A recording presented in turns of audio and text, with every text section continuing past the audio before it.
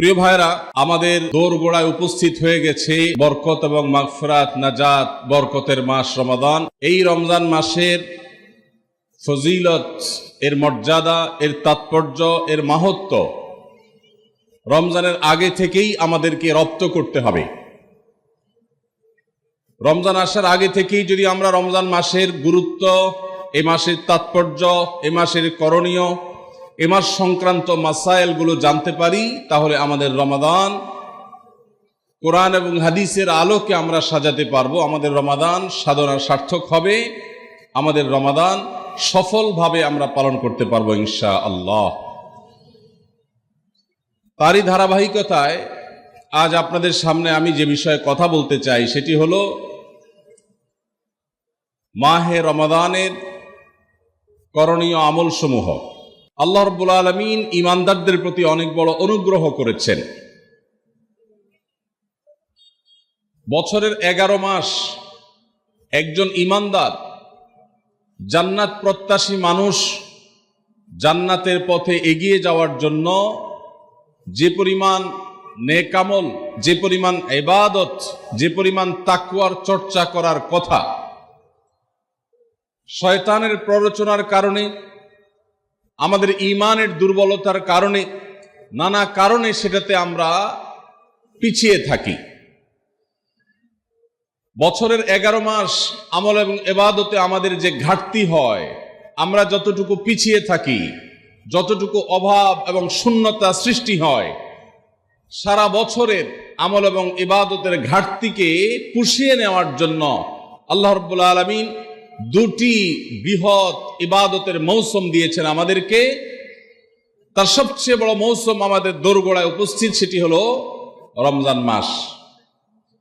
আরেকটি ইবাদতের মৌসুম আছে বছরের, দ্বিতীয় বৃহত্তর ইবাদতের মৌসুম, যে সম্পর্কে আমাদের সমাজে খুব একটা জানাশোনাও নাই, সেটা হলো জিলহজের প্রথম 10 দিন, ইবাদতের আরেকটি মৌসুম। একজন ব্যবসায়ী যেরকম তার ব্যবসার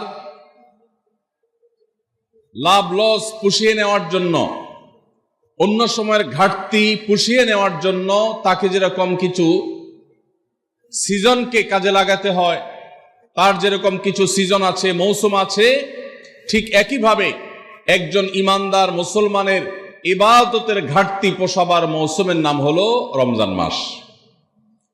প্রিয় ভাইয়েরা আমার, এই রমজান মাস পাওয়ার পরও যদি কেউ 11 মাসের ইবাদতের ঘাটতি পুষিয়ে নিতে না পারে, এই রমজান মাস পাওয়ার পরও যদি কেউ আল্লাহর কাছ থেকে নিজের মাগফিরাত আদায় করে নিতে না পারে, আমাদের নানা অপরাধ, গুনাহ, পাপাচারের কারণে হয়তো জাহান্নামীদের তালিকায় আমাদের নাম চলে গেছে, সেই নাম কাটাবার সবচেয়ে সুবর্ণ সুযোগ আমাদের দোরগোড়ায় উপস্থিত রমজান মাস।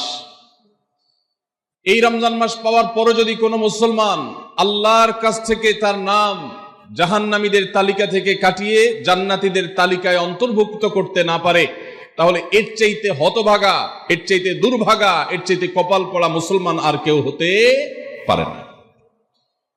প্রিয় ভাইরা আমার, জীবনে আল্লাহ তাআলা আমাদেরকে অনেক রমজান মাস দিয়েছেন। আল্লাহ নবী সাল্লাল্লাহু আলাইহি সাল্লাম খোদ তাঁর জীবনে তিনি রমজান পেয়েছেন সাকুল্যে 8টা। দ্বিতীয় হিজরিতে আল্লাহ রাব্বুল আলামিন রমজানের রোজা ফরজ করেছেন। 10ম হিজরিতে আল্লাহ তাআলা তাকে দুনিয়া থেকে নিয়ে গেছেন। তাহলে সাকুল্যে সর্বোচ্চ 8টা রমজান পেয়েছেন আমাদের নবীজি সাল্লাল্লাহু আলাইহি সাল্লাম। কয়টা রমজান পেয়েছেন? 8টা। আজ গাবতলীর এই মাহফিলে আমরা যারা উপস্থিত আছি, আমাদের এখানে এমন বহু মানুষ আছেন যে তার জীবনে 40, 50, 60টা পর্যন্ত রমজান মাস পেয়েছেন। ঠিক না বেঠিক? সাহাবীদের অনেকে তাদের জীবনে মাত্র একবার রমজান পেয়েছেন। হয়তো ইসলাম গ্রহণ করেছেন রমজানের আগে, রমজান মাসটা পেয়েছেন, এরপরে হয় মৃত্যু হয়ে গেছে, আর না হয় জিহাদের ময়দানে শহীদ হয়ে গেছেন। একটা রমজান জীবনে পেয়েছেন। বহু সাহাবী আছেন 2টা 4টা রমজান পেয়েছেন, অনেক সাহাবী আছেন জীবনে একটা রমজানও পান নাই, ইসলাম গ্রহণ করেছেন, এরপরে আল্লাহর রাহে জিহাদে শামিল হয়েছেন, রমজান আসার আগে দুনিয়া থেকে চলে গেছেন। তাহলে আমরা যারা জন্মসূত্রে মুসলমান, তাদের যার যত বছর বয়স তিনি ততগুলো রমজান পেয়েছি। সাহাবীরা যেখানে মাত্র জীবনে 2, 4, 6টা 8টা 10টা রমজান পেয়ে তারা জান্নাত প্রাপ্তির দৌড়ে এগিয়ে গেছেন, আমরা জন্মসূত্রে মুসলমান হয়েও জীবনে 40-50টি রমজান পাওয়ার পরও আমরা অনেকেই জান্নাত প্রাপ্তির দৌড়ে এগিয়ে যেতে পারি নাই। এর চেয়ে বড় দুর্ভাগ্যের বিষয় আর কিছু হতে পারে না। ভাইরা আমার, এই জন্য আসন্ন রমাদান আর কয়েকদিনের মধ্যে যে রমজান শুরু হতে যাচ্ছে, আসুন এইবারের রমজান সম্পর্কে একটা সংকল্প করি, শপথ করি, এই রমজান জীবনের অন্য 10টি রমজানের মতো কাটাবো না। এই রমজানকে আমি ব্যতিক্রম, সম্পূর্ণ ভিন্নতর, সম্পূর্ণ আমল এবং ইবাদত এবং তাকওয়া চর্চার মধ্য দিয়ে আল্লাহর মাগফিরাত নাজাত নিজের করে নেওয়ার মধ্য দিয়ে আমার এই রমজানকে আমি সার্থক করার চেষ্টা করব ইনশাআল্লাহ। ভাইরা আমার, রমজানের আমল ইবাদত কিভাবে করব, কোনটা করব কোনটা করব না, এই সম্পর্কে যথেষ্ট ধোঁয়াশা আমাদের মধ্যে আছে। আমাদের এই দেশে মুসলমানদের কাছে রমজান মাস মানে 4টি কাজ। রমজান মাস মানে কয়টা কাজ? 4টা কাজ। রমজান মানে হলো রোজা রাখা, তারাবির নামাজ পড়া, আর সাহরি খাওয়া, ইফতার খাওয়া, ব্যাস। রোজা, তারাবি, সাহরি, ইফতার, এই 4 জিনিসের নাম হলো আমাদের মুসলমানদের রমজান মাস। অথচ আমাদের প্রিয় নবী সাল্লাল্লাহু আলাইহি ওয়াসাল্লাম রমজান মাসে এই 4 কাজের বাইরে আরো অনেক আমল, অনেক কর্মসূচি, অনেক কার্যতালিকা, অনেক আমলের তালিকা তিনি আমাদেরকে দিয়েছেন, যেটা আমরা মুসলমানরা অনেকেই জানি না। আজ আমরা নবী করিম সাল্লাল্লাহু আলাইহি ওয়াসাল্লাম আমাদেরকে রমজান মাসে যে সমস্ত আমল করতে বলেছেন, আমরা সেই সমস্ত আমলের কথা আপনাদের সঙ্গে খুব সংক্ষেপে শেয়ার করব ইনশাআল্লাহ। কারণ আমি নবী করিম সাল্লাল্লাহু আলাইহি ওয়াসাল্লামের হাদিস থেকে এবং কোরআনে কারীম থেকেও 27টি আমলের কথা আপনাদের সঙ্গে শেয়ার করব ইনশাআল্লাহ, যার সবগুলোই রমাদানের জন্য স্পেশাল, তবে অনেকগুলো রমজানের বাইরের সময়ও আমাদের পালনীয় এবং করণীয়। এই বিষয়ে আমরা এই বছর প্রথমবারের মতো একটা বই করেছি, আপনারা জানেন, মাহে রমজানের 27 আমল। এই বই থেকে আমি 27টি আমল আপনাদেরকে শোনাবো ইনশাআল্লাহ। আর আমি 27 আমল বলে শেষ করার পর প্রশ্নোত্তর সেশন শুরু করার আগে এই 27 আমল এক নিঃশ্বাসে বা এক টানে যদি কেউ শোনাতে পারেন, যে কয়জন শোনাতে পারবেন সেই কয়জনকে এই বই আমি ফ্রি উপহার দেব ইনশাআল্লাহ। যুবকরা চ্যালেঞ্জ নিতে রাজি আছেন তো ইনশাআল্লাহ? গত 2 বছর আগে সোনাইমুড়িতে, নোয়াখালীর সোনাইমুড়িতে আমি এই 27টি আমলের উপরে বক্তব্য রেখেছিলাম। আমাকে সোনাইমুড়ির এক যুবক বিস্মিত করেছে, চমৎকৃত করেছে, সারপ্রাইজড করেছে। সে এক দাঁড়ানোতে টানা 27টা আমল বলে দিয়েছে। আমি নিজে বইয়ের লেখক হয়েও আমি বলতে পারবো না, 27টা টানা বলতে পারবো না, একটু বেঁধে বেঁধে বলতে হবে। কিন্তু সেই তরুণ টানা 27টা বলে দিয়েছে। তো বগুড়ার যুবকরা এই চ্যালেঞ্জ নিতে রাজি আছেন ইনশাআল্লাহ? রেডি তো তাহলে? ঠিক আছে ইনশাআল্লাহ। আমি সাধারণত ওয়াজ করার পর কি করলাম সেটা আবার শুনি, ফিডব্যাক নেই। শুধু আমি ওয়াজ করে চলে যাব, পানি শেষে চলে যাব, মাছ ধরবো না, তা তো হয় না। এই জন্য আজকের ওয়াজের পরে মাছ ধরা হবে ইনশাআল্লাহ। ঠিক আছে তো ইনশাআল্লাহ? যে যত বেশি প্রশ্নের উত্তর দিতে পারবেন সে তত বড় মাছ, রুই কাতল হিসাবে বিবেচিত হবে ইনশাআল্লাহ। যদি আল্লাহ তাআলা আমাদেরকে মানুষ করে সৃষ্টি করেছেন, মাছের চাইতে অনেক শ্রেষ্ঠ আমরা, শুধু বুঝার সুবিধার্থে বলা। আল্লাহ আমাদেরকে মনোযোগের সাথে শোনা এবং আমল করার তৌফিক দান করুন। ভাইরা আমার, রমাদান কেন্দ্রিক যে সমস্ত আমল, যে সমস্ত করণীয় আমাদের আছে, তার মধ্যে প্রথম করণীয় হলো শাবানের 29 তারিখে পশ্চিম আকাশে রমজানের চাঁদ তালাশ করা। এটা একটা আমল। কোন দিন চাঁদ তালাশ করবেন? শাবানের 29 তারিখ। এই বছর আমাদের দেশে শাবানে 29 তারিখ কবে হচ্ছে? রোজা কবে থেকে শুরু হচ্ছে? তাহলে 29শে শাবান সন্ধ্যায়, যেদিন থেকে রোজা হওয়ার সম্ভাবনা আছে, সেই দিন সন্ধ্যায় মাগরিবের আগে পশ্চিম আকাশের দিকে চাঁদ অনুসন্ধান করার চেষ্টা করে তাকাবেন। পশ্চিম আকাশে চাঁদ অনুসন্ধান করার জন্য যদি চেষ্টা করেন, একটু খোঁজার চেষ্টা করেন, চাঁদ দেখতে যদি পান তো ভালো, এমনকি যদি চাঁদ দেখতে নাও পান, চাঁদ দেখার চেষ্টা যে করেছেন এর কারণে আপনার আমল নামাতে সওয়াব লেখা হবে, একটা সুন্নত আদায় করার সওয়াব। ভাইরা আমার, আমরা আমাদের ছেলেবেলায়, আমাদের শৈশবে রমজানের আনন্দ আঁচ করতাম পশ্চিম আকাশের চাঁদ দেখে। ঈদের আনন্দের সূচনা এবং শুরুই হতো ঈদের চাঁদ দেখার মধ্য দিয়ে। এমন একটা সময় আমরা এখন এসে পৌঁছেছি যেই সময়ে সবাই চাঁদ তালাশ করে, কিন্তু সেটা আকাশে না, ফেসবুকে। ঠিক না ঠিক? চাঁদ কি ফেসবুকে উঠে না আকাশে উঠে? তাহলে সবাই যদি ফেসবুকে চাঁদ তালাশ করেন, আকাশে চাঁদ দেখবে কে? ও ইসলামী ফাউন্ডেশনের হেলাল কমিটি, চাঁদ দেখা কমিটির কিছু মানুষ, তাদের উপরে নির্ভর করে 18-20 কোটি মানুষ তারা ফেসবুকে তাকায় আছে। এটা খুবই দুর্ভাগ্যজনক একটা বাস্তবতা। নবী করিম সাল্লাল্লাহু আলাইহি সাল্লামের হাদিসটা আমরা লক্ষ্য করি, তিনি বলেছেন, সুমু লিরুইয়াতিহি ওয়া আফতিরু লিরুইয়াতিহি, তোমরা চাঁদ দেখে সিয়াম সাধনা করবে, চাঁদ দেখে রমাদান উদযাপন করবে, চাঁদ দেখে রমাদানের ইবাদত বন্দেগী করবে, আর চাঁদ দেখে তোমরা ঈদ উদযাপন করবে। চাঁদ দেখে তিনি আমাদেরকে রোজা রাখতে বলেছেন, অতএব চাঁদ দেখতে হবে কি হবে না?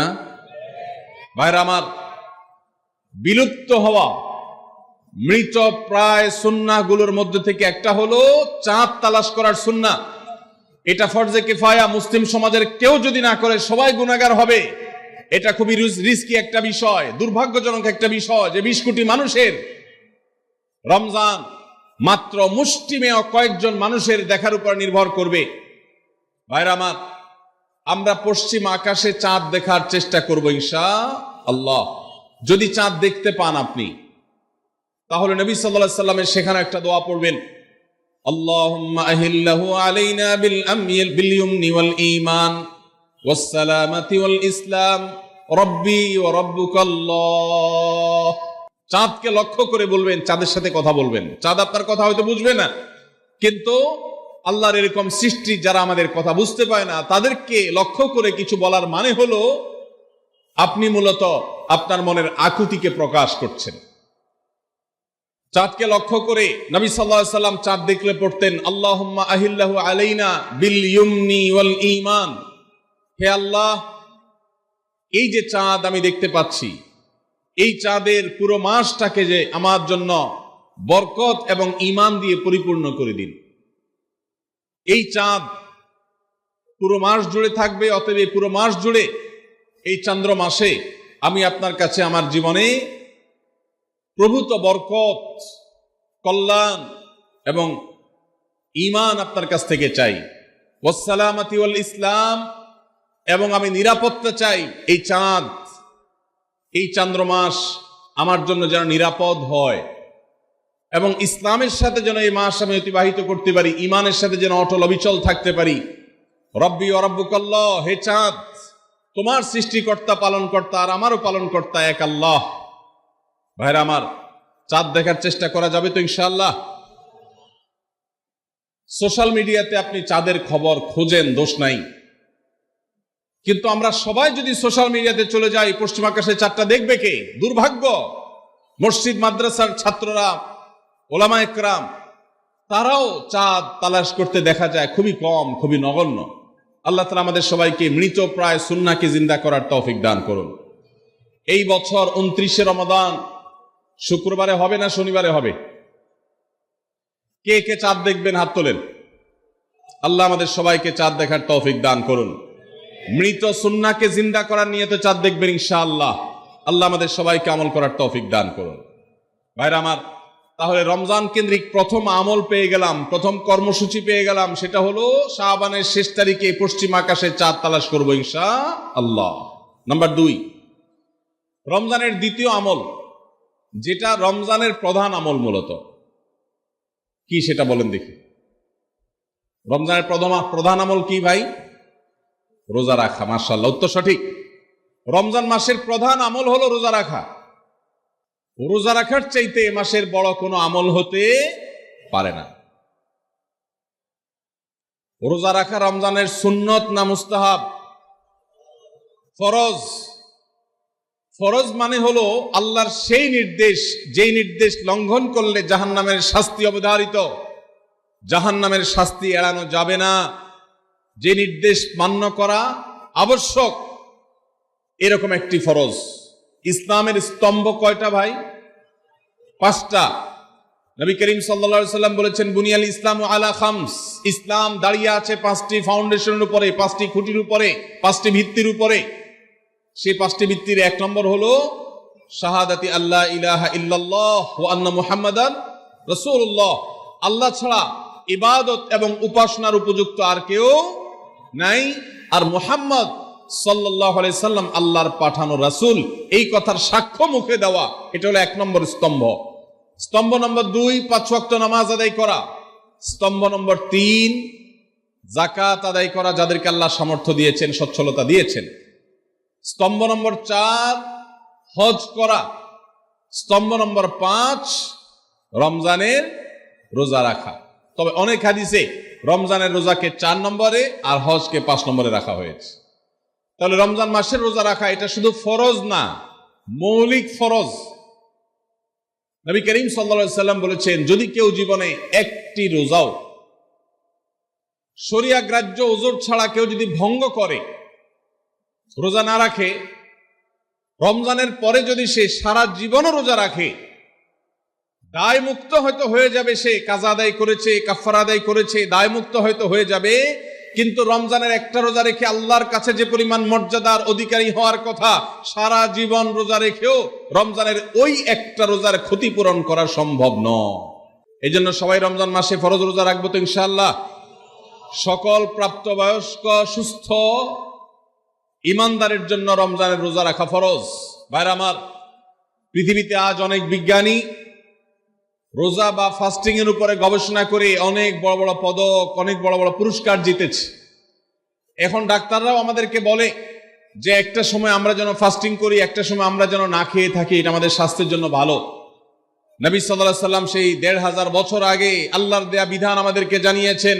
রমজানে পুরো মাস রোজা, শাবানে মুহররমে বেশি বেশি নফল রোজা, সোমবার বৃহস্পতিবার সাপ্তাহিক রোজা, চাঁদের 13, 14, 15 আইয়ামে বীজের মাসিক রোজা। নিয়মিতভাবে এই রোজায় সিয়ামগুলো যদি পালন করি আমরা, তাহলে আল্লাহর সন্তুষ্টি এবং জান্নাত লাভ যেমন হবে, ঠিক একইভাবে আমরা দুনিয়াতে সুস্থ সবল থাকতে পারবো। আমাদের শরীরে অতিরিক্ত যে চর্বি তৈরি হয়, বিশেষ করে আজকের বিশ্ব বাস্তবতায়, এই চর্বিগুলোকে বার্ন করার জন্য রোজার কোনো বিকল্প নাই। যদিও চর্বি বার্নের উদ্দেশ্যে রোজা রাখলে সে রোজা রোজা নয়। আমাদের উদ্দেশ্য আল্লাহর সন্তুষ্টি অর্জন, পাশাপাশি পার্থিব উপকারিতা এমনি পেয়ে যাব। আল্লাহ আমাদের সবাইকে রমজান রোজা রাখার তৌফিক দান করুন। ভাইরা আমার, নবী করিম সাল্লাল্লাহু আলাইহি ওয়াসাল্লাম তিনি বলেছেন, যে ব্যক্তি রমজানে ঈমান এবং ইখলাসের সাথে আল্লাহকে খুশি করবার জন্য রমজান রোজা রাখবে, আল্লাহ তার পূর্বের সমস্ত গুনাহ মাফ করে দিবেন। অনেক যুবক আছেন গ্যাস্ট্রিকের অজুহাতে, অনেকে আছেন প্লাস্টিকের অজুহাতে রোজা রাখেন না। কারো গ্যাস্ট্রিক, কারো প্লাস্টিক। সামান্য একটু রোজা রাখতে যে যুবক পারে না, সে নিজেকে মুসলিম দাবি করে কোন মুখে? মাত্র 12-14 ঘন্টা যে না খেয়ে থাকার মতো চ্যালেঞ্জ নিতে পারে না, সে আবার কিসের মুসলমান দাবি করে নিজেকে? এই জন্য ভাইরা সবাই রোজা রাখবো তো ইনশাআল্লাহ। বাসা বাড়িতে বাচ্চাদেরকে কৈশোর বয়স থেকে তাদেরকে রোজা রাখতে শেখাবেন। সাহাবায়ে কেরাম আশুরার রোজা পর্যন্ত বাচ্চাদেরকে রাখাতেন এবং তাদেরকে খেলনা দিয়ে ভোলাতেন, রোজা রাখতে তাদের সাহায্য করতেন।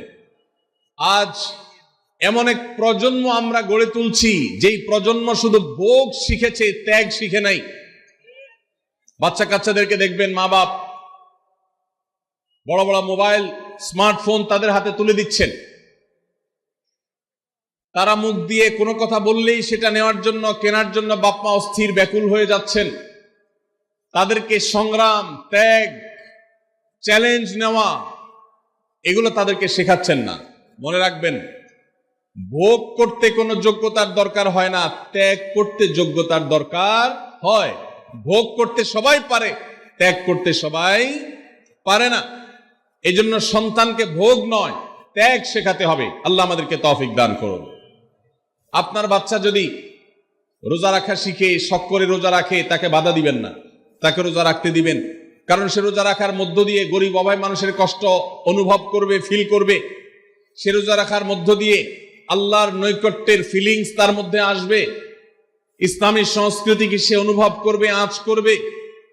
এই জন্য সন্তানকে কৈশোর বয়স থেকেই, কিশোর বয়স থেকেই তাকে রোজা রাখতে সাহায্য করবেন ইনশাআল্লাহ। ঠিক আছে না ভাই? বাচ্চাদের প্রথম হয়তো রোজা অর্ধেক রাখবে, দুপুরে ভেঙে ফেলবে, এরপর না হয় বিকাল পর্যন্ত রাখবে, এরপর না হয় সন্ধ্যা পর্যন্ত রাখবে, কিন্তু অভ্যাস তাকে গড়ে তুলতে হবে। আল্লাহ আমাদেরকে তৌফিক দান করুন। ভাইরা আমার, তাহলে রমজানের প্রধান আমলে রোজা রাখা। এই রোজা ইচ্ছাকৃত শরিয়া গ্রাহ্য ওজর ছাড়া ভাঙা জায়েজ নাই, হারাম। যদি কেউ ভাঙে অথবা না রাখে সে ফাসিক। অতএব এই রোজার চর্চা আমাদের করতে হবে। আল্লাহ আমাদের সবাইকে তৌফিক দান করুন। তাহলে 2 নম্বর আমল হলো রমজান মাসে রোজা রাখা। 3 নম্বর আমল হলো রাতে তারাবির নামাজ আদায় করা। রাতে কি আদায় করা ভাই? তারাবির নামাজ আদায় করা কি ফরজ না নফল? ফরজ না সুন্নত? সুন্নত, সুন্নতে মুআক্কাদা। নবী করিম সাল্লাল্লাহু আলাইহি সাল্লাম বলেছেন, মান কামা রমাদানা ঈমানান ওয়া ইহতিসাবা গুফিরা লাহু মা তাকাদ্দামা মিন যামবি। যে ব্যক্তি রমজান মাসে রাতে দাঁড়িয়ে তারাবির নামাজ পড়বে, তার পূর্বের সমস্ত গুনাহ খাতা মাফ করে দেওয়া হবে। এই জন্য তারাবির নামাজ পড়বো তো ইনশাআল্লাহ। তারাবির নামাজ 4G গতিতে হবে না 5G গতিতে? কি বলেন? 4G না 5G? ভাইরা আমার, সবকিছুতে গতি ভালো না, সবকিছুতে গতি ভালো না। নেটের গতি যত বেশি হয় তত ভালো, কিন্তু নামাজের গতি, ইবাদত, সিজদার গতি, তারাবির গতি যত কম হয়, যত ধীরে ধীরে হয়, যত শান্তশিষ্ট ভাবে হয়, তত আল্লাহর কাছে বেশি মর্যাদাবান হয়।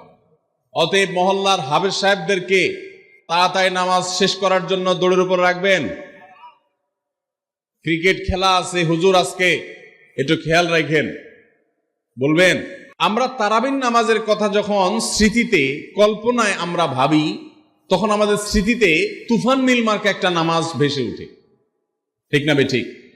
5 ওয়াক্ত নামাজ এত তাড়াহুড়া করা হয় না তারাবি যত। অথচ তারাবি এটা তারবিহার এর বহু বচন, আরবি শব্দ, যার অর্থ হলো আরামের সাথে, ধীরস্থিরতার সাথে, রেস্ট করে করে যে নামাজ আদায় করা হয় তার নাম তারাবি। নাম হলো আরামের সাথে করা, আর আমরা করি ব্যারামের সাথে, তাড়াহুড়ো করে। এই জন্য এলাকা এলাকা তারাবি ধীরে ধীরে পড়ার জন্য উদ্যোগ নেবেন তো ইনশাআল্লাহ। ইমাম সাহেবদেরকে, হাফেজ সাহেবদেরকে উদ্বুদ্ধ করবেন, ভাই হুলস্থুল করবেন না, কি পড়েন কিচ্ছু বুঝি না, এমন টান দেন শেষে যায় শুধু আলামুন তালামুন, আর এটা শুনে মনে করেন যে এখন স্টপ হয়েছে, এখন রুকুতে যাইতে হবে। এই নামাজ কি নামাজ? এটা তামাশা। ভাইরা আমার, স্পিডে তারাবি না পড়ে যদি একটু ধীরে তারাবি পড়া হয়, সর্বোচ্চ 15 থেকে 20 মিনিটের ডিফারেন্স হবে, এর বেশি না। মাত্র 15 মিনিটের জন্য আপনার পুরো নামাজকে আপনি বরবাদ করছেন। দেশের বেশিরভাগ মসজিদগুলোতে তুফান মিল মার্কা তারাবি পড়া হয়। এই তারাবি আল্লাহর কাছে কতটা গ্রহণযোগ্য হবে, এটা যথেষ্ট প্রশ্নবিদ্ধ বিষয়। আল্লাহ তাআলা আমাদের সবাইকে ধীরস্থিরতার সাথে খুব শান্তভাবে তারাবির নামাজ আদায় করার তৌফিক দান করুন। চেষ্টা করা যাবে না ইনশাআল্লাহ? ভাইরা আমার, আল্লাহ রাব্বুল আলামিন নামাজের ক্ষেত্রে হুলস্থুলতা পছন্দ করেন না।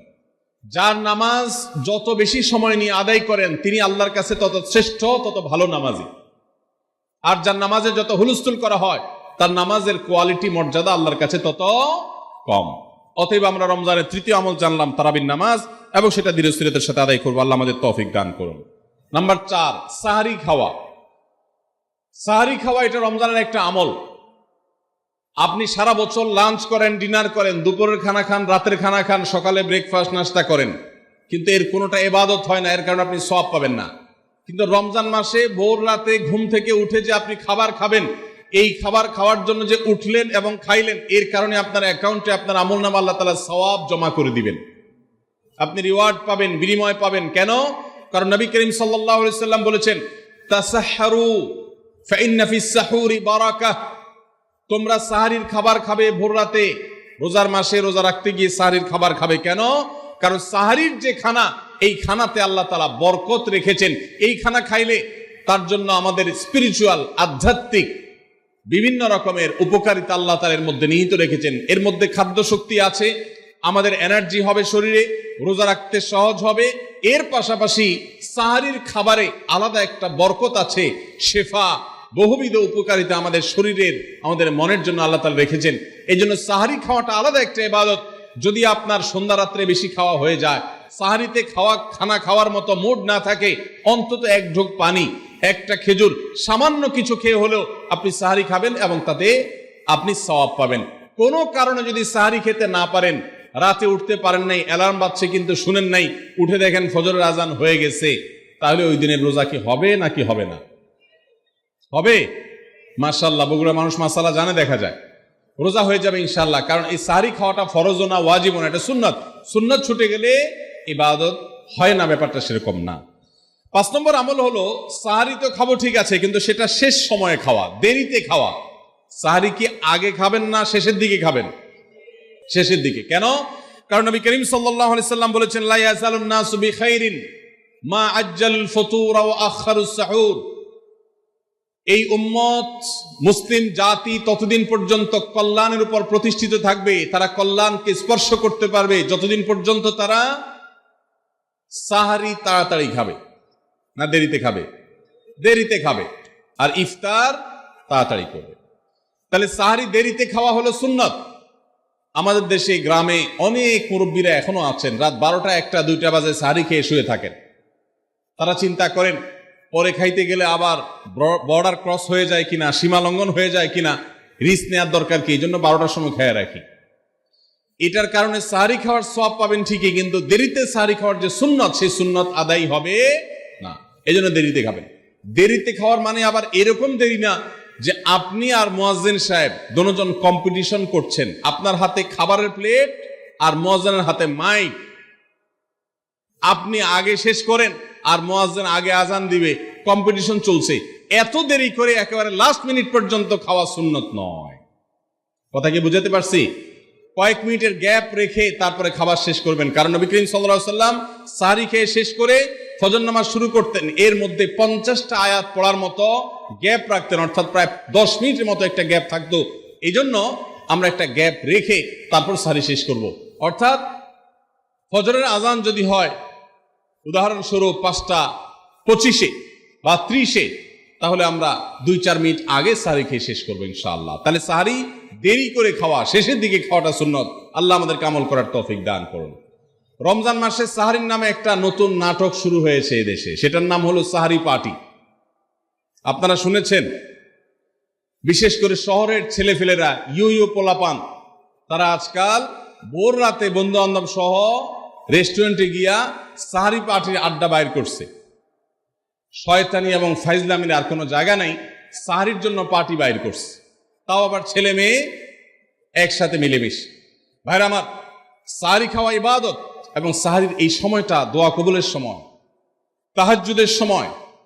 আল্লাহ তাআলা দুনিয়ার আকাশ থেকে ডেকে ডেকে বান্দাকে ক্ষমা করেন। এই সময়টাতে আড্ডাবাজি করা, এটা হতভাগা ছাড়া আর কারোর কোনো কাজ হতে পারে না।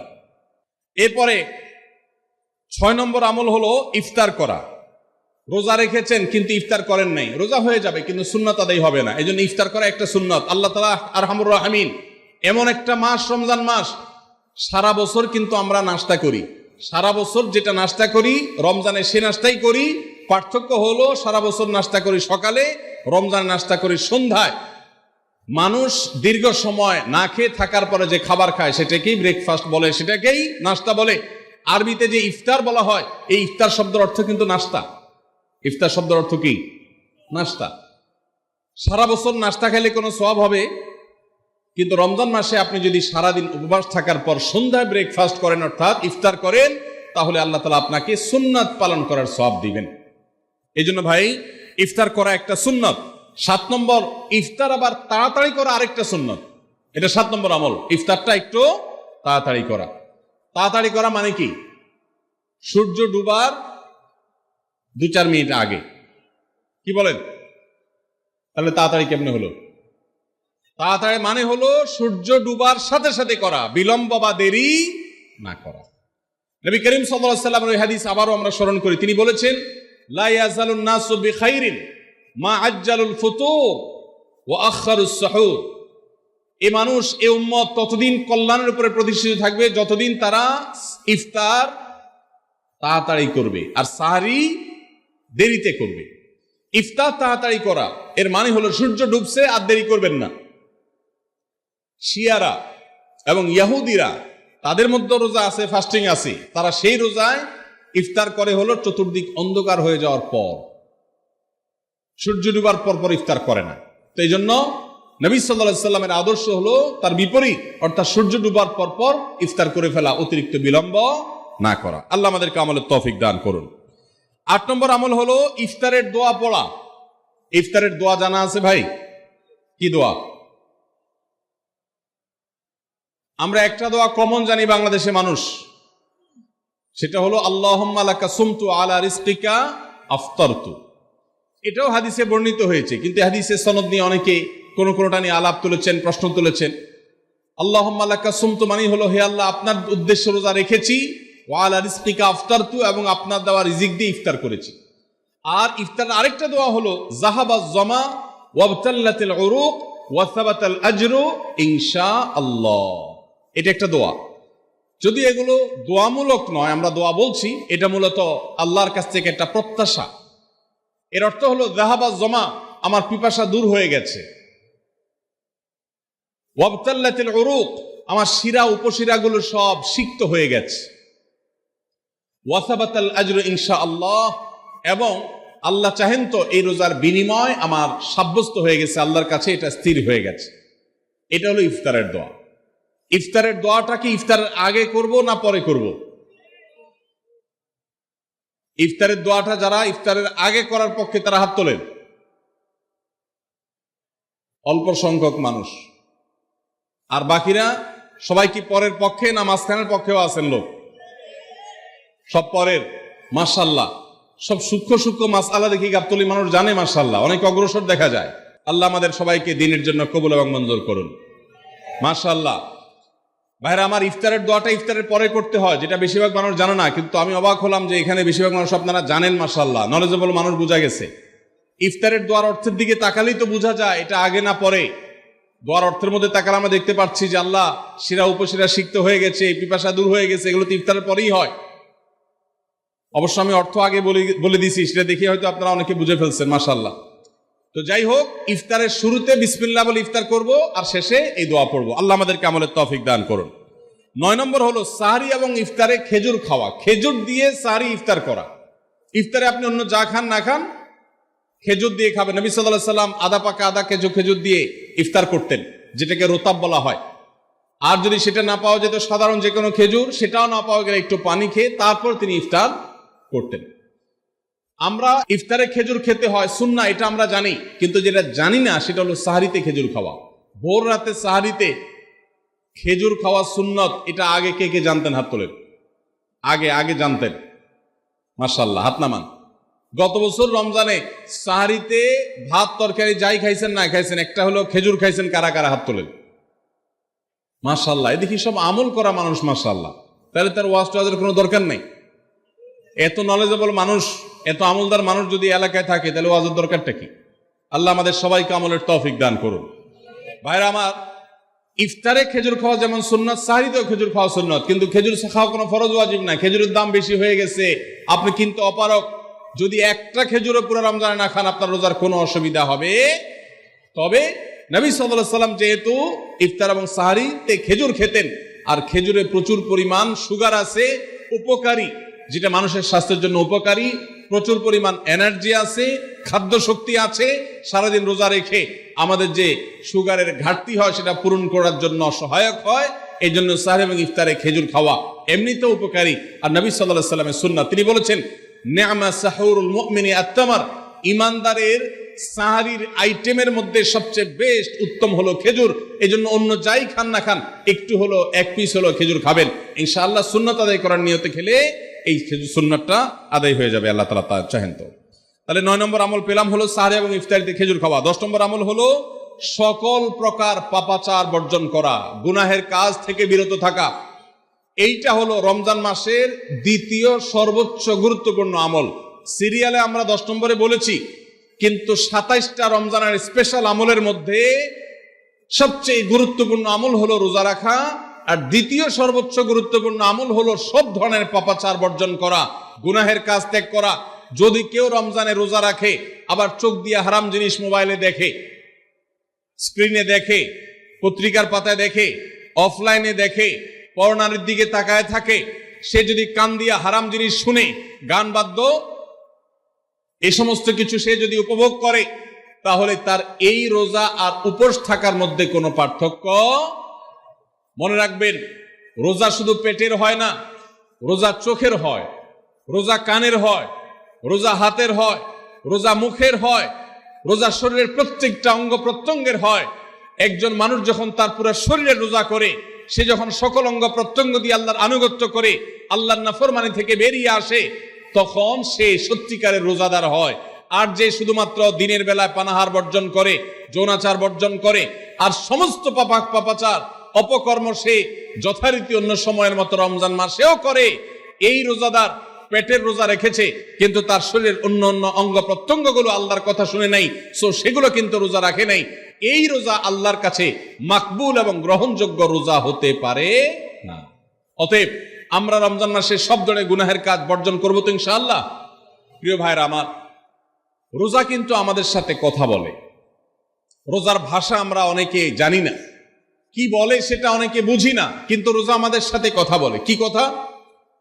সিয়াম শব্দের অর্থ, আমরা যেটাকে রোজা বলছি সেটা কোরআনের ভাষায় বলা হয় সিয়াম, হাদিসে বলা হয়েছে সেটাকে সওম বা সিয়াম। এই সওম বা সিয়াম একই শব্দ, এর অর্থ হলো বিরত থাকা। এর অর্থ হলো কি ভাই? বিরত থাকা, ব্রেক দিতে জানা। আল্লাহ রাব্বুল আলামিন রোজার মতো ইবাদত দিয়েছেন আমাদেরকে জীবনে ব্রেক দেওয়ার অভ্যাস গড়ে তোলার জন্য। আমরা যেন ব্রেক দিতে শিখি, আমরা যেন থামতে শিখি, আমরা যেন নিজেদেরকে নিয়ন্ত্রণ করতে শিখি। ইসলামের যে বৈশিষ্ট্য, ইসলামের যে বিউটি, ইসলামের যে সৌন্দর্য, সেটা হলো ইসলাম পৃথিবীর মানুষকে আত্মনিয়ন্ত্রণ করবার কথা বলে। আজ ভোগবাদী পৃথিবীর যেদিকে তাকাবেন, চতুর্দিকে দেখতে পাবেন শুধু ভোগের হাতছানি।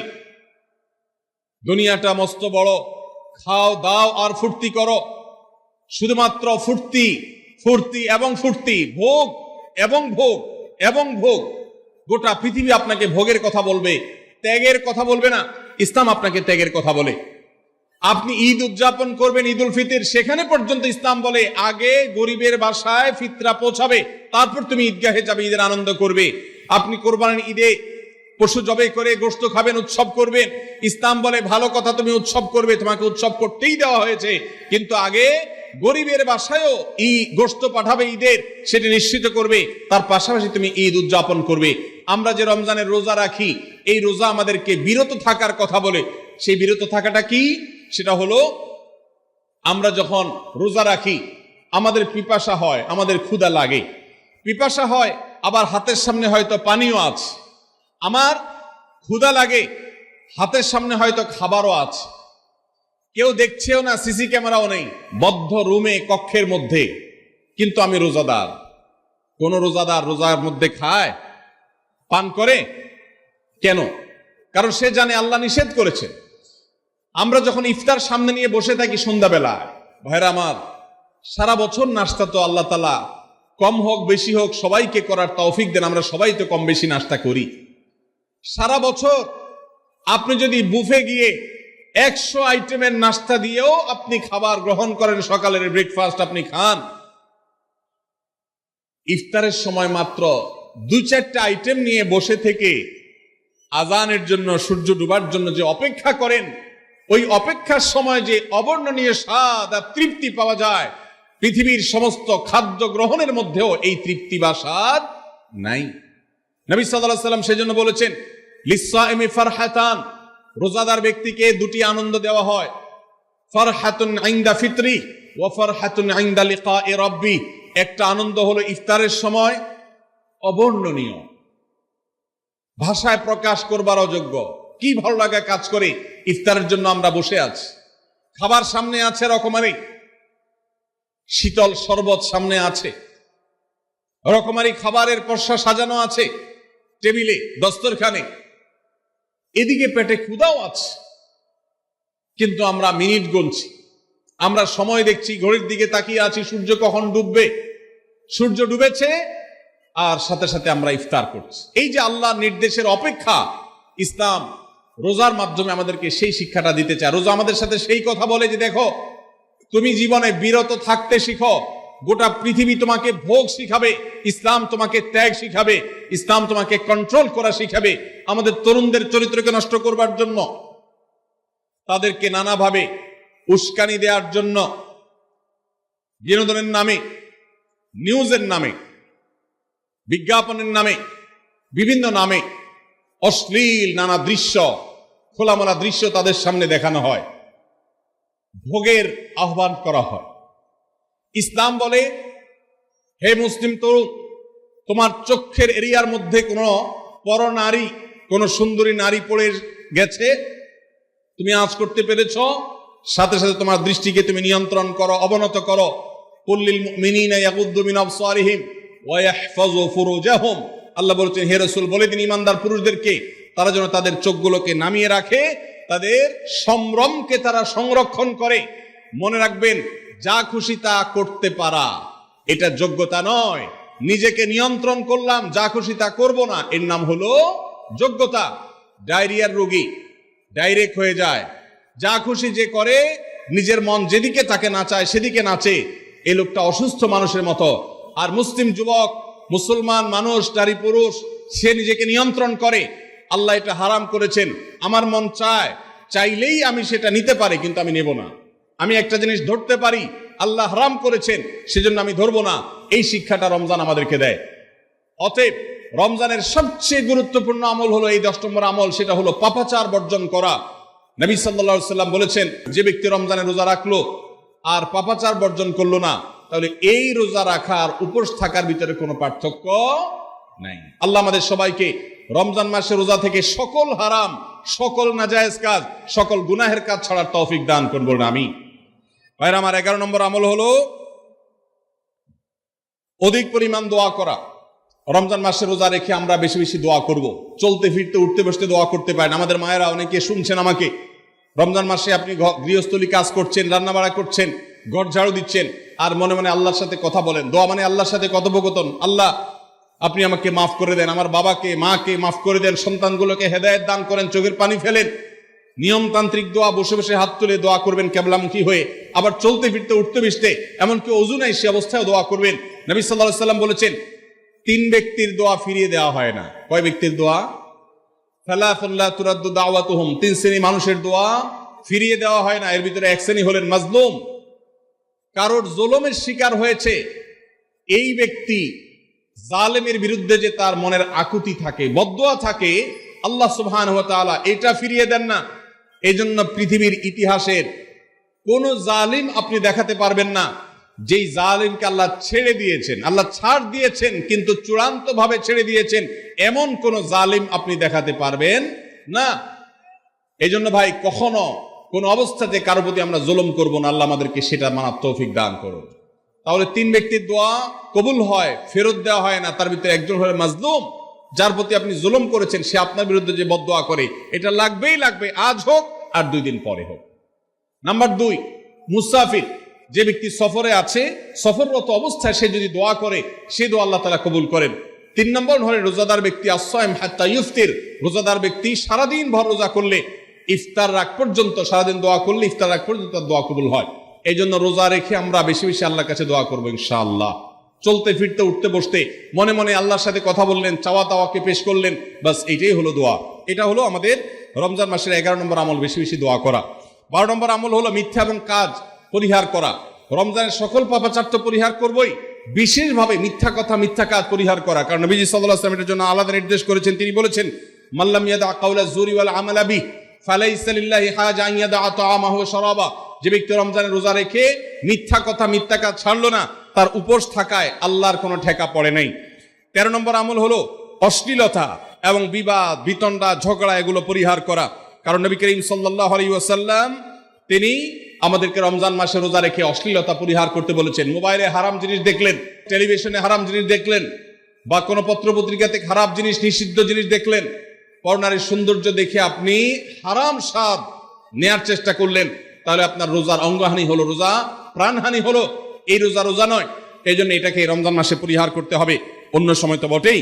এবং সেই সাথে কেউ যদি আপনার সাথে ঝগড়া করতে আসে, নবীজি শিখাই দিয়েছেন, ফালিয়াকুল ইন্নী সায়েম। কেউ রোজা রাখা অবস্থায় ঝগড়া করতে আসলে বলবেন, ভাই আমি রোজাদার, আমি তোমার ঝগড়ার জবাব দিতে পারবো না। তাহলে ঝগড়া পরিহার করার জন্য রমজান মাসে আমরা এক্সারসাইজ করবো। 14 নম্বর, যে কোনো ভালো কাজ যে কোনো নেকামল রমজান মাসে বেশি বেশি করবেন। কেন? কারণ রমজানের শুরুতে একজন ঘোষক বলে, ইয়া বাগিয়াল খাইরি আকবিল, হে ভালো কাজ প্রত্যাশী, যে ভালো কাজ করতে চাও, রমজান মাসটাই হলো ভালো কাজের সওয়াব বেশি পাওয়ার। অতএব এই মাসে ভালো কাজ করে, নেকামল করে, ইবাদত করে, কোরআন তেলাওয়াত, জিকির, আজকার যত রকম আছে এগুলো করে জান্নাতের পথে অগ্রসর হয়ে যাও। 16 নম্বর আমল হলো রোজাদারকে ইফতার করানো। অর্থাৎ নিজে ইফতার করার পাশাপাশি অন্য কোন রোজাদারকে ইফতার করাইলে আল্লাহ তাআলা ওই রোজাদার যে পরিমাণ সওয়াব পাবেন, আপনাকেও সেই পরিমাণ সওয়াব দিবেন ইনশাআল্লাহ। 17 নম্বর আমল হলো বেশি বেশি কোরআনে কারীমের তেলাওয়াত করা। রমজান মাসে আল্লাহ তাআলা আমাদের সবাইকে, 15 নম্বর বাদ গেছে, মাশাআল্লাহ, এত মনোযোগ সহকারে কথা বলছে এবং নোট করছে দেখা যাচ্ছে। তাহলে আমরা আবার পেছনে যাচ্ছি ইনশাআল্লাহ। 15 নম্বর আমল হলো বেশি বেশি ইস্তেগফার করা। বেশি বেশি কি করা? ইস্তেগফার করা, অর্থাৎ ক্ষমা প্রার্থনা করা। কেন ক্ষমা প্রার্থনা বেশি করবেন? কারণ নবী করিম সাল্লাল্লাহু আলাইহি সাল্লাম বলেছেন, ওয়ালিল্লাহি উতাকাউ মিনান নার ওয়া যালিকা ফি কুল্লি লাইলা। রমজানের প্রত্যেক রাতে আল্লাহ তাআলা বহু মানুষকে জাহান্নাম থেকে মুক্ত ঘোষণা করেন। ভাইরা আমার, আমাদের পাপাচারের কারণে জাহান্নামীদের তালিকা নাম উঠে থাকলেও রমজানে আল্লাহ বহু মানুষকে ঠিক দেন যে এই লোককে জান্নাতি ঘোষণা করা হলো, জাহান্নাম থেকে মুক্ত ঘোষণা করা হলো। এই জন্য এই মাসে আল্লাহর কাছে বেশি বেশি মাফ চাইতে হয়, ইস্তেগফার করতে হয়, চোখের পানি ফেলে দোয়া করতে হয় যে আল্লাহ আপনি মাগফিরাত নসিব করেন। এটা হলো 15 নম্বর আমল। 16 নম্বর আমল হলো রোজাদারকে ইফতার করানো। নিজে ইফতার করবেন, পাশাপাশি রোজাদার ব্যক্তিকেও ইফতার করাবেন। নবী সাল্লাল্লাহু আলাইহি সাল্লাম বলেছেন, যদি কোনো ব্যক্তি কোনো রোজাদারকে ইফতার করায়, তাহলে যেই ব্যক্তি তাকে ইফতার করালেন তার রোজার সওয়াব তো সে পাবেই, আপনি ইফতার করায়া সমপরিমাণ সওয়াব লাভ করবেন ইনশাআল্লাহ। অতএব মসজিদে ইফতার দেওয়ার ব্যবস্থা করা যেতে পারে, রাস্তাঘাটে, বিশেষ করে পাবলিক পরিবহনে, এমনকি প্রাইভেট গাড়িতেও সন্ধ্যার সময়, ইফতারের সময় অনেক সময় খাবার থাকে না, তখন আপনি রাস্তায় দাঁড়িয়ে যদি সামান্য একটু খেজুর, সামান্য একটু পানি বিতরণ করতে পারেন, তাইলে সওয়াবটা পাওয়া যেতে পারে। আপনার বাসায় আশেপাশে অনেক অভাবী মানুষ আছে, তাদের বাসায় আপনি ইফতার পৌঁছে দিতে পারেন, এর মাধ্যমে রোজাদারকে ইফতার করানোর সওয়াব পেতে পারেন। 17 নম্বর আমল হলো বেশি বেশি কোরআনে কারীমের তিলাওয়াত করা। কোরআনে কারীমের তিলাওয়াত রমজান মাসে বেশি বেশি করব। কেন? কারণ হলো এই মাসটাই হলো কোরআন নাজিলের মাস। আল্লাহ তাআলা রমজান মাসে কোরআন নাজিল করেছেন। আল্লাহ বলেছেন, শাহরু রমাদান আল্লাযী উনজিলা ফীহিল কুরআন হুদাল লিন-নাস ওয়া বায়িনাতিন মিনাল হুদা ওয়াল ফুরকান। রমজান মাস এমন মাস যে মাসে আল্লাহ তাআলা কোরআন নাজিল করেছেন, এই জন্য এই মাসে বেশি বেশি রোজ কোরআন তেলাওয়াত করতে হবে। নবী করিম সাল্লাল্লাহু আলাইহি সাল্লাম বেশি বেশি রমজান মাসে কোরআন তেলাওয়াত করতেন। আমাদের পূর্বসূরি সালাফগণ কেউ কেউ রমজান মাসে অন্য সব আমল কমিয়ে দিয়ে কোরআন তেলাওয়াতটা সবচেয়ে বেশি করতেন। এই জন্য দিনে এবং রাতে বেশি বেশি করে কোরআন শুদ্ধতার সাথে, সৌন্দর্যের সাথে তেলাওয়াত করব, অর্থ সহকারে বুঝে পড়ার চেষ্টাও পাশাপাশি করবো ইনশাআল্লাহ। 18 নম্বর আমল হলো কোরআন পরস্পরকে শোনাশুনি করা, বুঝে পড়া। অর্থাৎ আপনি কোরআন তেলাওয়াত করবেন, আপনার স্ত্রী শুনবে, আপনার মা শুনবে, আপনার বোন শুনবে, আবার তারা তেলাওয়াত করবে, আপনি শুনবেন। আমরা তারাবির নামাজে এক পক্ষীয় তেলাওয়াত শুনি, হাফেজ সাহেব তেলাওয়াত করেন, আমরা শুনি, কিন্তু আমরা তেলাওয়াত করে আরেকজন শুনবে, এটা হয় না। নবী সাল্লাল্লাহু আলাইহি সাল্লাম রমজান মাস আসলে জিবরিল ফেরেশতার সাথে কোরআন শোনাশুনি করতেন। জিবরিল তেলাওয়াত করতেন, নবীজি শুনতেন, আবার আমাদের নবীজি তেলাওয়াত করতেন, জিবরিল শুনতেন। এটা একটা সুন্নত। এই সুন্নতটা বিলুপ্ত হয়ে গেছে, এটা নিয়ে চর্চা নাই। এই জন্য আমরা এটা বাসা বাড়িতে নতুন করে জিন্দা করব। আল্লাহ আমাদেরকে তৌফিক দান করুন। 19 নম্বর আমল হলো দান সাদাকা বেশি বেশি করা। নবীজি সাল্লাল্লাহু আলাইহি সাল্লাম এমনিতেই প্রচুর পরিমাণ দান করতেন, কিন্তু রমজান আসলে তার দানশীলতার পরিমাণ আরো বেড়ে যেত। এই জন্য অভাবী, প্রতিবেশী, গরিব দুঃখী সবার ঘরে ঘরে আমরা আমাদের সাধ্য অনুযায়ী দান পৌঁছানোর চেষ্টা করব রমজান উপলক্ষে। এটা রমজানের 19 নম্বর স্পেশাল আমল, বিশেষ আমল। 20 নম্বর রমজানের কর্মসূচি হলো ভোর রাতে দোয়া করা। কারণ সারা বছর ভোর রাতে তাহাজ্জুদের নামাজ পড়া বা দোয়া করার সুযোগ আমাদের হয় না, কিন্তু রমজানের সাহরি খেতে তো এমনি উঠেন, অতএব এই টাইমে দোয়া কবুল হয়। 24 ঘন্টার ভিতরে দোয়া কবুলের সবচেয়ে মোক্ষম সুযোগ, সবচেয়ে আদর্শ সময় হলো এই তাহাজ্জুদের সময়টা। ভাইরা আমার, ঢাকার একটি বড় কোম্পানি, বাংলাদেশের সবচেয়ে বড় শিল্প প্রতিষ্ঠান বললে ভুল হয়তো হবে না, অন্তত এটুকু বলা যায় যে প্রথম 3-4টি বড় প্রতিষ্ঠানের একটি। এরকম একটা প্রতিষ্ঠানের একজন কর্মকর্তা বছর 2-3 আগে আমার সাথে হঠাৎ দেখা। তিনি আমাকে দেখে বেশ আবেগ আপ্লুত হলেন এবং অনেকটা জড়িয়ে ধরলেন এবং বললেন, ভাই, আপনার একটি আলোচনা থেকে আমার জীবনের ভিতরে এমন এক পরিবর্তন আসছে যেটা অকল্পনীয়, অভাবনীয়। আমি একটু কৌতূহল হয়ে জানতে চাইলাম কোনটা সেটা। তখন তিনি বললেন, ভাই, আমার জীবনে এমন একটা রোগ হয়েছে, যেই রোগ ট্রিটমেন্ট করার জন্য দেশে বিদেশে বিভিন্ন জায়গায় গিয়েছি, কোনো চিকিৎসা এর আমি পাই নাই।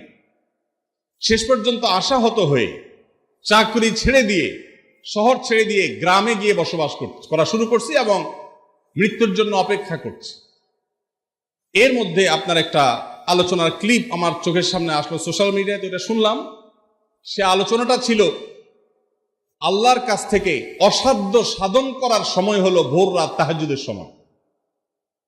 আমি এই আলোচনা পুরোটা শোনার পর ওই রাতেই আমি ঘুম থেকে উঠে ভোর রাতে তাহাজ্জুদ পড়ে আল্লাহর কাছে বুক ভাসিয়ে মন ভরে কাঁদলাম, দোয়া করলাম। ওই ভাই বললেন যে আমি এত দোয়া করলাম, দোয়া করতে করতে দীর্ঘ সময় আমি পরিতৃপ্ত হলাম, আমার দোয়া শেষ হয়ে গেল। এরপর দোয়া করে শেষ করার পর ফজর নামাজের সময় হয়ে গেছে, আমার ফিল হলো, অনুভব হলো যে আমার শরীরে আর কোনো রোগবালাই এখন মনে হয় নাই।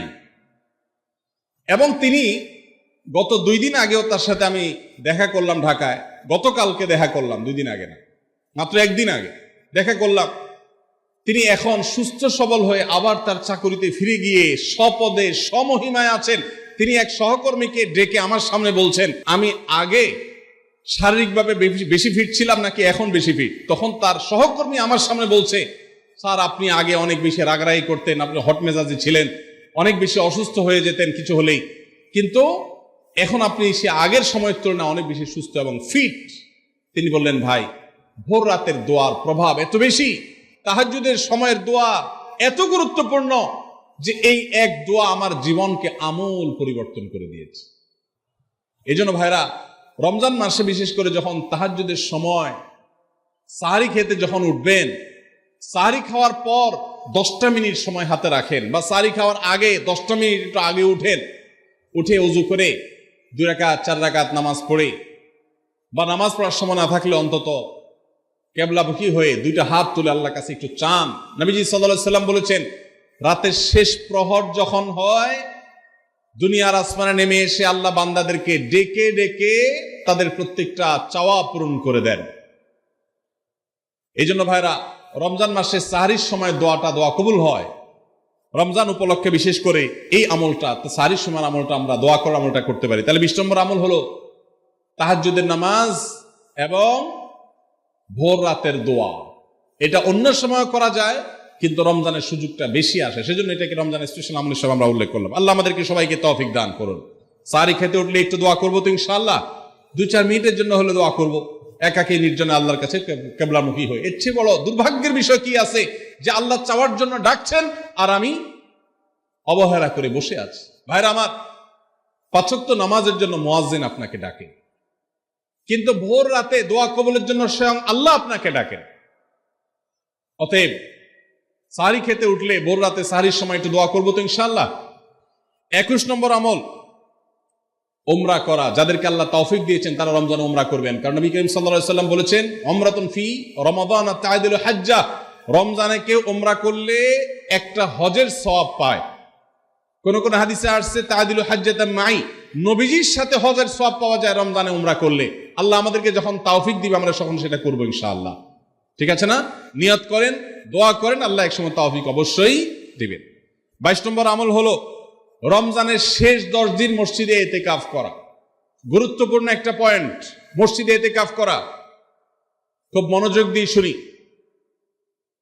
রাসূল করিম সাল্লাল্লাহু আলাইহি সাল্লাম রমজানের রোজা ফরজ হওয়ার পর থেকে নিয়ে তার মৃত্যু পর্যন্ত একটি বছরের জন্য রমজানের শেষ দশক মসজিদে ইতিকাফ করা ছাড়া ছিলেন না। একবার তিনি মসজিদে ইতিকাফে বসেছেন, কিন্তু ইমার্জেন্সি একটা কাজে মসজিদ থেকে তাকে বের হতে হয়েছে। এই জন্য তিনি পরের বছর 20 দিন ইতিকাফ করেছেন। 10 দিন হলো ওই বছরের, আর 10 দিন হলো আগের বছর যে ইতিকাফ ভেঙে ফেলেছেন সেটার ইতিকাফের কাজা। তার মানে হলো নবীজির জীবনে কখনো ইতিকাফ 1 বছর একটা রমজান মাসেও ছাড়েন নাই। এত গুরুত্বপূর্ণ আমল যে রমজানের এই আমলটা তিনি কখনোই ছাড়েন নাই। দুর্ভাগ্য আমাদের, এখানেও হয়তো বেশিরভাগ মুসলমান আমরা জীবনে একবারের জন্য রমজানের শেষ 10 দিন ইতিকাফ করি নাই। যে আমল নবীজি জীবনে কখনো ছাড়েন নাই সেটা আপনি জীবনে একবারও করেন নাই, এর চাইতে বড় হতভাগা উম্মত আর কি হতে পারে? ভাইরা আমার, 3টি আমলের নগদ তৃপ্তি আমি অন্তত অনুভব করি। আমি আমার সে অভিজ্ঞতার আলোকে আপনাদের উদাত্ত আহ্বান করতে চাই, রমজানের শেষ দশকে আপনারা ইতিকাফ করুন। যে 3টি আমলের তৃপ্তি, নগদ স্বাদ, অবর্ণনীয় ভালো লাগা কাজ করে, অন্তর্জগতে প্রশান্তিতে পরিপূর্ণ হয়ে যায়। সেই 3টি ইবাদতের একটি হলো আরাফাতের ময়দানের দোয়া। এটার সাথে কোনো কিছুর কম্পেয়ার হয় না। অবর্ণনীয় তৃপ্তি লাগে আরাফাতের ময়দানে দোয়া করতে। দ্বিতীয় হলো সিজদায় গিয়ে চোখের পানি ফেলে আল্লাহর কাছে দোয়া করতে অসম্ভব ভালো লাগা কাজ করে। ভোর রাতে দোয়াতেও একই স্বাদ পাওয়া যায়। আর 3 নম্বর হলো রমজানের শেষ দশকের ইতিকাফ। ইতিকাফ যে একবার করেছে সে জীবনে বারবার করে, তাকে আর ফেরানো যায় না। এজন্য ভাইরা, রমজানের শেষ দশকে আমরা আল্লাহর ঘরে বসে গিয়ে ইতিকাফ করার চেষ্টা করবো তো ইনশাআল্লাহ। অনেক এলাকায় বৃদ্ধ মানুষ, বুড়া মানুষ বসায় দেওয়া হয় টাকা পয়সা দিয়ে। যে টাকা নিয়ে ইতিকাফ করে সেও গুনাহগার, আর যারা টাকা নিয়ে ইতিকাফে বসায় তারাও গুনাহগার। কারণ ইবাদত টাকা পয়সা দিয়ে চলবে না। রমজানের শেষ দশক মসজিদে ইতিকাফ করবো তো ইনশাআল্লাহ। আল্লাহ আমাদেরকে তৌফিক দান করুন। যুবক ভাইরা, একটাবার বসে দেখেন, অসম্ভব ভালো লাগা কাজ করে। মনে হয় যে আল্লাহর মেহমান আমি, এই ফিলটা হয়। কারণ আল্লাহর ঘরে এসে বসে আছেন আপনি কারোর কাছে কোনো কিছু চেয়েছেন, চাইতে চাইতে একটা পর্যায়ে তার পাও জড়িয়ে বসে গেলেন, একদম বসে গেলেন, তার ঘরের সামনে বসে পড়লেন। ইতিকাফটা অনেকটা এরকম। রমজানের প্রথম 20 দিন আল্লাহর কাছে হাত দিয়ে দোয়া করলাম, আর শেষ 10 দিন একজন মসজিদে গাঁটটি মস্কা নিয়ে পড়ে গেলাম। ব্যাপারটা হলো কারো পায়ে ধরে পড়ে যাওয়ার মতো। আশা করা যায় ইতিকাফকারীকে আল্লাহ তাআলা ক্ষমা না করে মসজিদ থেকে ফেরাবেন না। এজন্য ইতিকাফ করার চেষ্টা করবো তো ইনশাআল্লাহ। আমরা ব্যস্ততার অজুহাত দেই। ভাইরা আমার, যে কোনো মুহূর্তে দুনিয়া থেকে চলে যেতে হতে পারে। এই জন্য এই রমজানে প্ল্যান করেন, যত ব্যস্ত হন না কেন। আমি তো আমার সমস্ত ব্যস্ততাকে এক পাশে ঠেলে রেখে, আল্লাহ আমাকে যখন থেকে তৌফিক দিয়েছেন রমজানের শেষ দশক ইতিকাফ ছাড়া বাইরে থাকবো এটা চিন্তাও করি না। এই জন্য যুবক ভাইদেরকে বলবো, প্রত্যেকটা মহল্লাতে 2 জন 5 জন 10 জন করে যুবকরা বসেন, কোরআনের গ্রুপ স্টাডি করেন, কোরআনের পাঠচক্র করেন, নিজেরা কোরআন হাদিসের আলোচনা করেন, রোনাজারি এবং দোয়া করেন। 10টা দিন আল্লাহর সাথে কানেক্টেড হওয়ার চেষ্টা করেন। 12 মাস ইবাদত, দাওয়াতের কাজ, ইসলামের কাজ করবেন, ইনশাআল্লাহ সেখানে বরকত পাবেন। রমজানের শেষ দশকে ইতিকাফ করবেন তো ইনশাআল্লাহ। আল্লাহ আমাদের সবাইকে তৌফিক দান করুন। 23 নম্বর আমল হলো শেষ দশকে ইবাদতের মাত্রা বাড়িয়ে দেওয়া। আমরা উল্টাটা করি। আমাদের দেশে রমজানের প্রথম দশকে মসজিদ ফুল হয়ে, বারান্দা ফুল হয়ে, রাস্তায়ও মুসল্লি দাঁড়ায়। আর 10 রমজান চলে গেলে 20 রমজান পর্যন্ত বাহিরের মুসল্লি কমতে কমতে বারান্দার মুসল্লি কমে ভিতরে চলে আসে। আর শেষ 10 দিনে আসলে, ঈদের দিনগুলো যখন কাছে আসে, তখন 5 ওয়াক্ত নামাজের ওই নিয়মিত মুসল্লি ছাড়া বাকিগুলো সব উধাও হয়ে যায়। নবী সাল্লাল্লাহু আলাইহি সাল্লাম কি করতেন? তার উল্টাটা। আমাদের আয়েশা বলেছেন, কানা ইয়াজিতাহিদু ফীহি মা লা ইয়াজিতাহিদু ফী গায়রি। আমাদের নবীজি সাল্লাল্লাহু আলাইহি সাল্লাম রমজানের শেষ দশকে ইবাদতের জন্য যত কষ্ট করতেন, যত সাধনা করতেন, অন্য কোন সময় ইবাদতের জন্য এত সাধনা করতেন না, অথচ আমরা দেখা যায় শেষ দশক অবহেলা কাটাই। এই জন্য ভাইরা, শেষ দশকে ইবাদতের পরিমাণ আরো বাড়িয়ে দিতে হবে, আমলের পরিমাণ বাড়িয়ে দিতে হবে। এটাই আল্লাহ তাআলার নির্দেশনা, সেটাই রমজানের শেষ দশকের আমল। 24 নম্বর আমল হলো শেষ দশকে পরিবারকে ঘুম থেকে ডেকে তোলা। এটা আলাদা সুন্নাহ। নবী সাল্লাল্লাহু আলাইহি সাল্লাম রমজানের শেষ দশক হলে কানা ইদা দাখালাল আশর আহইয়া লাইলা ওয়া আইকাদা আহলা, তিনি পরিবারকে ঘুম থেকে ডেকে তুলতেন এবং স্ত্রী সঙ্গ ত্যাগ করতেন। শেষ দশক কোমর বেঁধে ইবাদত করতেন। এটা 24 নম্বর আমল। তাহলে শেষ দশক পরিবারকে ঘুম থেকে ডেকে তোলা। নবীজি অন্য কোনো সময় ঘুম থেকে ইবাদতের জন্য ডাকতেন না, নফল নামাজ যার ইচ্ছা সে পড়বে, যার ইচ্ছা পড়বে না। কিন্তু শেষ দশক এত বড় অফার, এত বড় সুযোগ, কারণ লাইলাতুল কদর শেষ দশকে আছে, এই জন্য এই দশকে ইবাদতের জন্য পরিবারকে তিনি ডেকে তুলতেন। তারা শুয়ে থাকুক, তিনি এটা সহ্য করতেন না। এই জন্য 24 নম্বর আমল হলো রমজানের শেষ দশকে পরিবারকে ঘুম থেকে ডেকে তোলা এবং স্ত্রী সঙ্গ ত্যাগ করা শেষ দশকের জন্য। 25 নম্বর আমল হলো লাইলাতুল কদর অনুসন্ধান করা। রমজানের শেষ দশকের প্রত্যেকটা রাতে কিন্তু শবে কদর হতে পারে, বিশেষ করে বেজোড় রাতে 21, 23, 25, 27, 29 এই রাতগুলোতে লাইলাতুল কদর হওয়ার সম্ভাবনা অনেক জোরালো। সৌদি আরবের মানুষ তাদের বেজোড় রাতে তালাশ করবে, আমরা আমাদের বেজোড় রাতে তালাশ করব ইনশাআল্লাহ। নবীজি সাল্লাল্লাহু আলাইহি সাল্লাম বলেছেন যে তাহাররাউ লাইলাতুল কদর ফিল বিতি মিনাল আশরিল আওয়াখির মিন রমাদান, রমজানের শেষ দশকের বেজোড় রাতগুলোতে তোমরা শবে কদর হতে পারে সে আশা বেশি বেশি করে ইবাদত বন্দেগী করো। লাইলাতুল কদরের ইবাদতকে আল্লাহ বলেছেন লাইলাতুল কদরে খায়রুম মিন আলফি শাহর, 1000 মাস, 1000 মাস ইবাদত করলে যে সওয়াব পাওয়া যাবে, লাইলাতুল কদরের এক রাতের ইবাদতের সওয়াব তার চাইতে বেশি হবে। সেই রাত কোনটা আল্লাহ নির্দিষ্ট করেন নাই, এজন্য শেষ দশকের প্রত্যেকটা রাতেই ইবাদত করার চেষ্টা করা, স্পেশালি বেজোড় রাতগুলোতে।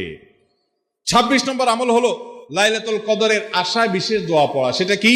আল্লাহুম্মা ইন্নাকা আফুউন তুহিব্বুল আফওয়া ফাআফু আন্নি, আল্লাহ আপনি ক্ষমাশীল, আপনি ক্ষমাকে ভালোবাসেন, অতএব আমাদেরকে ক্ষমা করে দিন। এটা রমজানের শেষ দশকের প্রত্যেক রাতে পড়বেন। যে রাতটা একটু শান্ত শিষ্ট, একটু শীতল, একটু বৃষ্টিভাব, একটু লাইলাতুল কদরের আবহ বোঝা যায়, সেই রাতকে লাইলাতুল কদর আশা করে প্রত্যাশা করে বেশি বেশি দোয়া পড়বেন, আল্লাহুম্মা ইন্নাকা আফুউন তুহিব্বুল আফওয়া ফাআফু আন্নি। তাহলে 26 নম্বর আমল হলো লাইলাতুল কদরের দোয়া পড়া। আর 27 নম্বর সর্বশেষ আমল হলো ফিতরা আদায় করা। অর্থাৎ রমজান মাসের রোজাতে যদি ভুল ত্রুটি হয়, এটা রিফাইন্ডের কাজ হয়ে যায়, রিফ্রেশমেন্টের কাজ হয়ে যায় ফিতরার মাধ্যমে। প্রত্যেক সচ্ছল ব্যক্তি তার নিজের পক্ষ থেকে, নিজের স্ত্রী এবং নিজের ছোট বাচ্চাদের তরফ থেকে ফিতরা আদায় করবেন। প্রাপ্তবয়স্ক সন্তান থাকলে তারা তাদেরটা আদায় করবে, আর না হলে বাপও তাদেরটা আদায় করতে পারে। ফিতরা স্বরূপ গরিবদের বাসায় একদিনের খাবার এটা পৌঁছে দিতে হবে। এটা হলো ফিতরা। ঈদের নামাজের আগ পর্যন্ত এটা আদায় করার নির্দেশ নবী সাল্লাল্লাহু আলাইহি সাল্লাম দিয়েছেন। তাহলে 27 নম্বর আমল হলো ফিতরা আদায়। এটার মাধ্যমে রমজানের আমল শেষ হয়ে যাবে।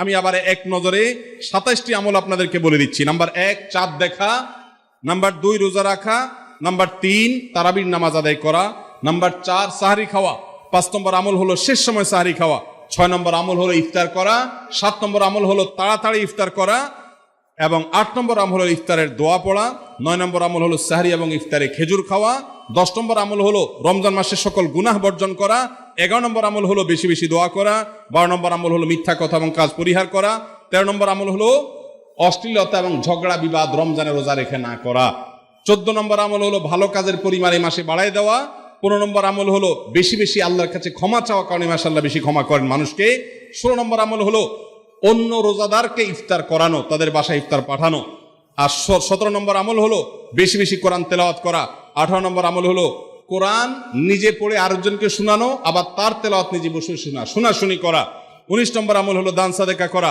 20 নম্বর আমল হলো তাহাজ্জুদ এবং বিশেষ করে ভোর রাতে সারি খেতে উঠে দোয়া করা, আর 21 নম্বর আমল হলো উমরা করার সামর্থ্য থাকলে, 22 নম্বর আমল হলো ইতিকাফ করা শেষ দশকে, 23 নম্বর আমল হলো শেষ দশকের বেজোড় রাতে, শেষ দশকের প্রত্যেকটা রাতে ইবাদতের পরিমাণ বাড়িয়ে দেওয়া এবং বিশেষভাবে রাত্রি জাগরণ করা শেষ দশক।